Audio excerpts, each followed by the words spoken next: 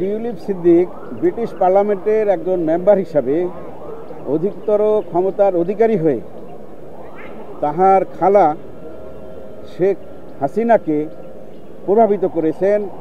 যেহেতু শেখ হাসিনা ইতিপূর্বে তার নিজের নামে এবং তার দুই সন্তানের নামে 3টি প্লট নিয়েছিলেন, সেই জন্য টিউলিপ সিদ্দিকী তার খালাকে এই কথা বলেই প্রভাবিত করেছিলেন যে যেহেতু আপনি 3টি প্লট নিয়েছেন, আমার মা এবং ভাই বোনদেরকেও 3টি প্লট দিতে হবে।